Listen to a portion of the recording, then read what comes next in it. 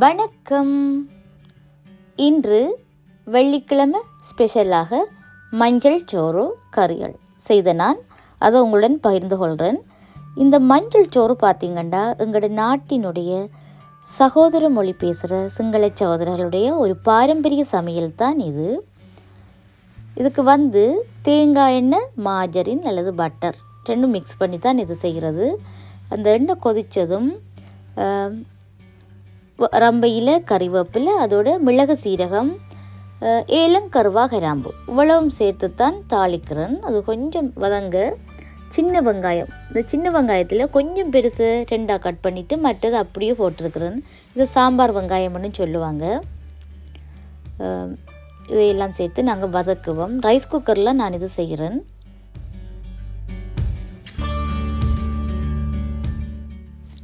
இந்த பிரியாணி ரைஸையும் கஹபத்தன்ற இந்த மஞ்சள் சோறையும் வித்தியாசப்படுத்தி காட்டுறது இந்த தேங்காய் எண்ணெய், மாஜரின் சேர்த்த கலவை தான்.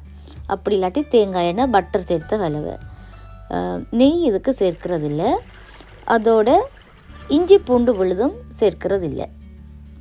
இப்போ தண்ணிப்பால்னு சொல்லுவாங்க, 3ஆம் பால் நான் 2.5 கப் விடுறேன். இந்த கப்பால் அரிசி அளந்தனோ அதால் 2.5 கப் விடுறேன்.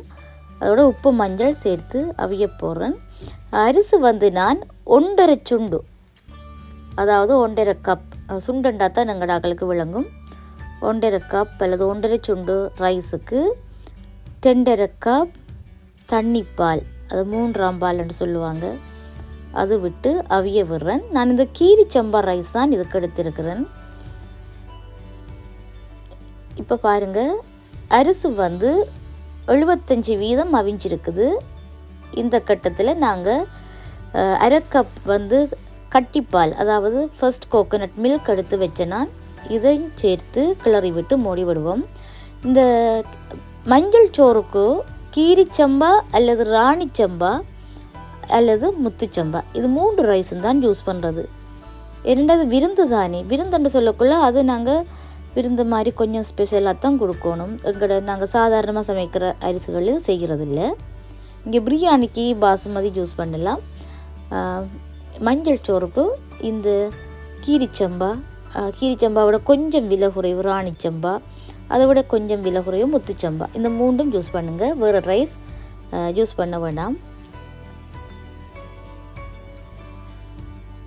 இப்போ பாருங்கள், நல்லா உதிர்ந்த மாதிரி வந்திருக்கு. இந்த ரைஸை கழுவி நான் ஒரு 15 நிமிஷம் ஊற வச்சுருப்பேன். அதை வச்சுட்டு மற்ற லெவல் பார்த்தேன் நான். அதாவது 1.5 சுண்டு ரைஸுக்கு எல்லாம் சேர்த்து 3 கப் கோகோனட் மில்க் டபுளாக எடுத்திருக்குது. அரிசி நல்லா அவிஞ்சிருக்குது, உதிர்ந்த மாதிரி வந்திருக்குது.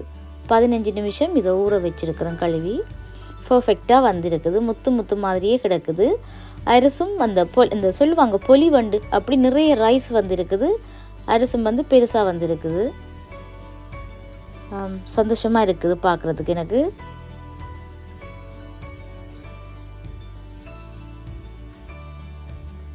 இப்போ ஜெலோ ரைஸ் முடிஞ்சது. இதுக்கு சலாட் வைப்போம். சலாட் அல்லது வல்லாரை ரெண்டும் தான் இதுக்கு நீங்கள் எடுக்க வேணும். வேறு கீரைகள் எடுக்காதுங்க. அதுக்கு பிப்பிங்காவும் சேர்த்து நான் போட்டிருக்கிறேன். இப்போ பப்படம், மோர் மிளகாய் கிடைக்கல, அப்போ நான் செத்தல் மிளகாயை உப்பு புளி ஊற வச்சு பொரிச்சிருக்கிறேன். அதோட வாழைக்காய் பஜ்ஜி செய்ய எடுத்தேன், டைம் கிடைக்கல, பொரியலாக வச்சுட்டேன். இதுக்கு அம்பரல்லங்காய் கறி. இது காட்டு மாங்கான்னு சொல்லுவாங்க, இங்கிலீஷில் இதை யூன் ஃப்ரூட்டுன்னு சொல்லுவாங்க. இது பிரியாணி, வெஜிடபிள் பிரியாணி, இந்த கஹபத் எல்லாத்துக்கும் இது நல்ல மேட்சிங்காக இருக்கும். இனிப்பு, புளிப்பு, உரைப்பெல்லாம் சேர்ந்து ஒரு மிக்ஸாக இருக்கும். அதோட மைசூர் பருப்பு பால் கறி, எங்களோட கத்தரிக்காய் சட்னி, இவ்வளவுதான் செய்தேன். நான் கூட செய்யலை. என்ஜாய் பண்ணுங்கள். நன்றியுடன் தீபா.